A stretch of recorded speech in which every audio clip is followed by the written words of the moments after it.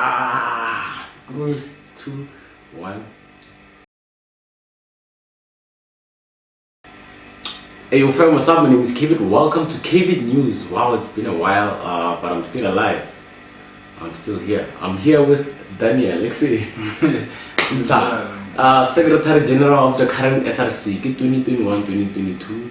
SRC member, the secretary, and yeah, I wanna do these interviews, campus current affairs, right? So Daniel, campus current affairs. Now I just want to jump straight into the elephant in the room. There's a shop that is being threatened to be closed. Can you share your view with regards to that? Yeah, but now you're confusing me because you're saying campus affairs, and when you are talking about campus affairs, there are a lot of things that primarily affect students, but yeah, it's fine. Let me try to bring a context to it. Sure. The university was previously accused. I don't know if the word accused is the correct word, but there was, when the university was running cafeteria, it did not have proper documentation, proper regulations, and did not affiliate correctly with all these other regulatory bodies in terms of hygiene, health certificates and whatnot. And then it was then there was a supposed loss of life because of it. To correct the word supposed, I mean in that instance the cause of death was believed by many students to be from the cafeteria, right? So, and I would not go into how it happened and how the reports around that went about, but it would have not been possible that certain regulatory body could enter within that cafeteria and check what is happening. For example, you cannot call municipality and say, come check or audit or check my cafeteria if it's not affiliated with them. So that's what Tony did. I think that's what I remember. Tony said, no, this cafeteria does not have papers. So there's no way that I'm going to check. It doesn't qualify. I'm not even going to check if the source of the cause could have been from here, as long as it's not up to standard in terms of these regulations and whatnot. I'm not going to do it. And to this day, we are not sure what really happened at that time. So then, going forward, the university and the management and the whole council, the university council, had then decided to say we're going to close that particular cafeteria. And then when they reopened it, that's when they found a service provider who had those regulatory certificates and whatnot, I believe so. Then they started running. Then the question is, if the university had closed its own business on the basis that it did not have these documentations, why should you then, in your own premises, still allow people who were running the business similar to yours, perhaps even with a lower standard in terms of hygiene and otherwise? Why should you allow them to continue feeding your students if you have a problem in your facility? So then it came about, I think, as far as I'm concerned, they did the hygiene audit.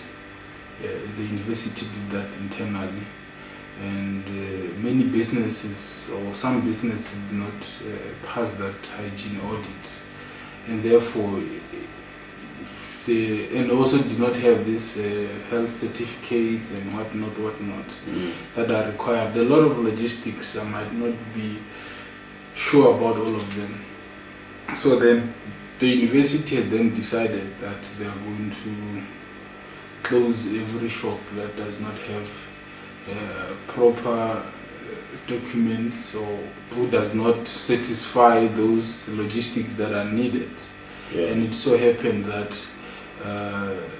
the shop Yamashaw is one of those that are selling food without a health certificate, without those regulations and whatnot. So the university is going to close all of them. I believe the process has started. The Vice Chancellor has confirmed that the process is underway. And we are expecting that before this month end, or before next, because they are following a legal process. They don't want to rush to have this whole process unfold, and later they are being sued, because the fellow has been catering the students for the longest of time, and therefore you can't just take him out within that. But as students, I think we have fought for the man for the longest of time, and I think he was told for the longest of time to get his papers and his house in order. I believe you remember when he left the seat. Yeah. He struggled to have that shop that he used. I remember he was stuck for some months at the blue container. It was us as the students. I remember it was at the time of Umamage and whatnot. We went to the beer. We said no, but you need to keep this man because students are dependent on him. Right. This is long before the incidents that led to the university now having a solid interest in whoever is catering for students. So we said no, keep this man, and whatever that you require of him, you must caution him to go get those things in order. But as it stands, when you don't have an alternative that is going to provide the service that is providing, it's unreasonable to take him out. So eventually we had convinced the beer to keep him, and yeah, fast forward, we are here now again. He does not have a contract with the university, he does not pay electricity, he doesn't pay, like you don't have, you just have a business, a building that you're using yeah. So where do you stand with regards to all of that? Do you think the solution will try to push for him to get those documents, or he must just, because he has been given enough time? I'm not speaking on behalf of SRC, of course. Yeah, no, I want you to speak on behalf of... But I think the fellow has been given a long time to get those things. Right? If he doesn't have them now, should we say to him, continue working and then giving you time to go fetch them? What happens if the incident similar to the cafeteria one image? Now the fellow is selling us food, we don't know, he gets them, there's chicken, there's meat, there's whatever. He's selling serious food, not just quotas alone. But beyond that, let me try to give you another example to why it's necessary that the university now should have a serious concern about the food that we consume. There's no any other institution that I may think about that allows anyone to can just enter campus without meeting proper requirements or in anyhow to come and run a business, especially when you are selling food that you cook and whatnot. You can go to any other university. Once you enter, you must be a legitimate business that has all those logistics that are required to run a business in a university. So and also now, the question would be, the university has been refusing that Mamzo at the gate who's selling pap, Aubrey, the fellow next to him, even Tapel, who's selling marab. These three also have been wanting to enter campus. So they are stuck where they are stuck, not because they are happy to be there, but because the university has not been allowing them to enter campus. Why was the university not allowing them to enter campus? It's because of some of those logistical requirements, right? So then the question, even from them, is, if you are requiring this from us, then why is this man allowed to enter your campus with the same business as us? Your students eat from us the same way they eat from him. So why are we not allowed to enter campus if he can enter campus? Mm. And then I think the easiest resolve for the university would be, let's start from ground zero. Anyone who's going to be here is going to enter here and sell in our terms and in our regulations. Because as the university, you are the one to be accountable. If anything happens anyhow, it can happen. And yeah.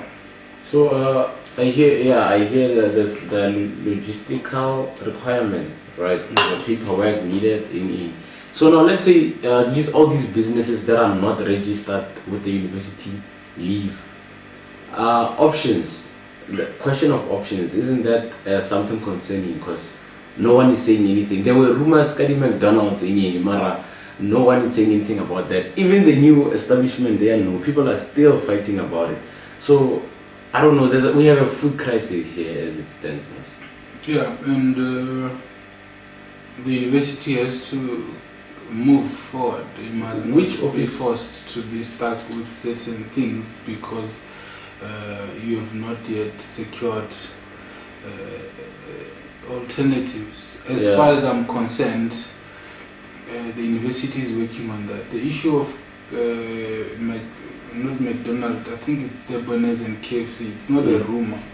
Before June, we should be having them. There's going to be those containers. They're just going to be planted and it starts running. So you don't expect them to erect a building and take months. No, just going to arrive and they should be preparing. So I'm anticipating that by June, at least from a reliable source, by June, we should have those food canteens working. Speaking of containers we have containers there. Hey, what is that? What's happening there? Oh, those by cafeteria there is like.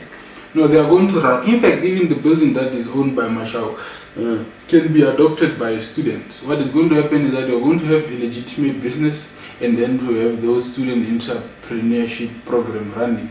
So those toilets at cafeteria are going to be occupied by students. If you have something that you are selling, if you are designing, doing whatnot, you can actually compete for one of those spaces. You can take it, even this one, a big one, as long as you have proper requirements, and as a student the university would rather support you to have them. And what we stress in these things of having alternatives, this is, remember, university is an ongoing concern, so which means you have to be growing every day and you have to develop each and every day. So as it stands, this is the first step. The second step, we're looking at an institution where we're going to have all your cafeterias, all your KFCs, and also the students that are going to go, that could be running shops, and also another businesses that might be necessary are going to be identified and are going to be adopted. And what I stressed out when the Vice Chancellor was informing me about this program that is coming out, I said there are a lot of things that we are dependent on, right? That we are currently consuming from the men. If you go to, let's say you're having a one-night stand, for a lack of a better word, and then tomorrow when you wake up you don't have a toothbrush for this program that you brought with you. You can run there, buy a Vaslap and a brush, right, in the morning. Or so maybe emergency, you you just realize, oh, I don't know. Last week I remember I went to buy groceries or cooking oil, or things like that. Say we're working on that. We're saying if the university is going to implement this strategy, make sure that we have this thing. So which means even that kiosk at cafeteria should be having those things and should increase capacity. If you're buying less bread and whatnot, I think I think they have proper documents. They might be survive. They also businesses run by students. A student can be agreed to remain. Some of these things will still keep them, but I don't think also on the behavior of the men who is likely to leave as well. I think this behavior towards students who are his customers but not treated like customers. His behavior has just not been too healthy for keeps. I don't think he's still a person to be fighting for. Maybe perhaps we should be worried and concerned that the service that he's providing, particularly those that we think we primarily consume, should be kept. And he's not the only person who can keep those services. So we're not fighting for a man, we're fighting for services. And those services must be provided either or by anyone who runs a legitimate business. So when that's I think that concludes that. Yeah. So and by the way, the fellow is not being removed by SRC, is not being removed by students. It just so happens that maybe because of our loud mouth we just spoke about it. But I think we were coming from an informed background, that we knew that this is coming, and at this point also we're interested in. It's also a responsibility of SRC to prepare the students on what is going to happen, or also to inform them on what is going to happen. At least when it happens, they will not be surprised. Okay. So I'd like us to touch on this one. SRC informs students about what is going to happen or about what is happening, right? And then we have this culture by the SRC now. We have this culture, the white sheet, call them white sheet arrangement. And there's never any, it's workshops, ne? Those white sheets, like the primary basis, is because they are for a workshop or for what, planning of something or what. And students are not being informed and prepared for anything, for any of the decisions that have been taken there. I only remember one update, COVID-19, I think. That was the only thing. But how many times did the SRC go to a white sheet? I have no idea, Mara. It's so many times. Can you tell me the idea behind this culture, white sheets? Sharp, what is the purpose of these things? And what are the results so far from all these white sheets arrangements? In terms of feedback or responding after the white sheets, it also depends on the nature of whatever workshop that it happens. In a case where the workshop was about a policy or crafting of a policy, the best way to inform you it will be when the outcome or whatever draft is going to be published, or when it's been approved or after being approved, it's going to be published. Then that's when you get to know why we went to those places. So, but then you have vaccine, the vaccine workshop. It's because that one it's a perhaps was considered an issue of institutional importance, where even the workers should have interest in, compared to a residence policy or maybe any other policy that is not on residents. The workers don't have interest in it. The workshop of class reps and whatnot, the workers don't have interest in it. But the position of the SRC as one of the students, as one of the stakeholders, should speak to the entire institution in terms of vaccine. We rejected vaccine and we successfully did. Even management have accepted our own reasoning, and I think now we are no longer in SMU going to have mandatory vaccine policy. That's one of the success that we have, and we had to communicate it. But the issue of white sheets are not starting now. White sheets have been there in the term before the previous term. There were white sheets. I think the number of them. The rate. Yeah, the rate at which you want to. What do you call it? Like it's like April, May today. How many white sheets arrangements happened from January until now? How many? Back then it was like two times a year. Once in a blue moon. Now it's not white sheets. Maybe it's because we are pro-maxing, then we take pictures, and then maybe before we're not taking pictures. No, pictures were always taken. No, it's because we always take pictures. But I've been to many white sheets in the term of Maseko, the previous term, I think. And also, blindly, I could say there would be more than 4, 5 last year. yeah. And this year, We are already approaching 4 or 5 this year. Let's count. Let's count. We cannot talk about SRC induction.